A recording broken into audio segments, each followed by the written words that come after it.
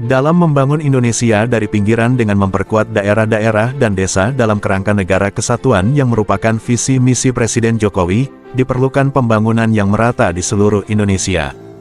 Terlebih lagi pembangunan pos imigrasi, dalam melaksanakan fungsi keimigrasian di wilayah terluar, terjauh, antar pulau dan perbatasan negara. Selain itu, pos imigrasi mempunyai peran sangat penting untuk menjaga garda terdepan negara, juga merupakan akses dan upaya dalam pendekatan pelayanan publik dan pengawasan keimigrasian. Namun pada kenyataannya, hingga saat ini masih banyak pos imigrasi yang tidak tersentuh dengan baik, dan jauh dari kata layak. Fungsi keimigrasian juga tidak berjalan maksimal. Banyak pos imigrasi yang tidak aktif dengan jarak yang jauh dari kantor imigrasi induk dan kantor wilayah, akses yang sulit, bangunan yang kurang layak, minimnya sarana prasarana, keterbatasan SDM, jaringan listrik, sarana air dan sebagainya. Berikut kondisi faktual keadaan pos imigrasi di wilayah terluar, terjauh, antar pulau dan perbatasan negara. Provinsi Kepulauan Riau, pos lintas batas Serasan di bawah kantor imigrasi Ranai dalam kurun waktu 3 tahun terakhir tidak ada perlintasan.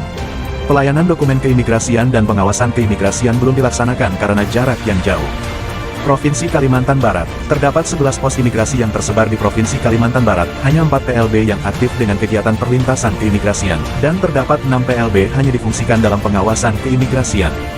Provinsi Kalimantan Timur, terdapat 8 pos imigrasi namun hanya PLB Tunontaka yang aktif melaksanakan fungsi yang optimal, yaitu perlintasan keimigrasian, pelayanan dokumen keimigrasian dan pengawasan.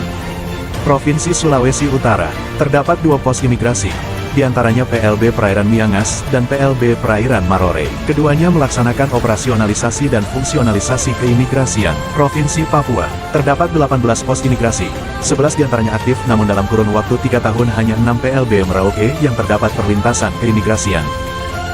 Provinsi NTT, terdapat 8 pos imigrasi yang tersebar di Provinsi NTT, 4 diantaranya masih aktif. Semua pos imigrasi beroperasi dalam pengawasan keimigrasian dan tidak melakukan pelayanan dokumen perjalanan.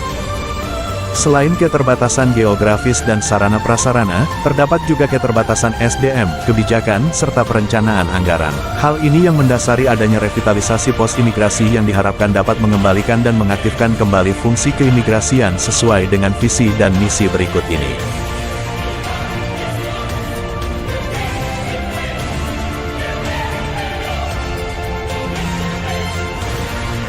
Pengembangan strategi revitalisasi diantaranya, perencanaan, alokasi anggaran dan BMN, manajemen strategis, sumber daya manusia, kelembagaan, serta kerjasama.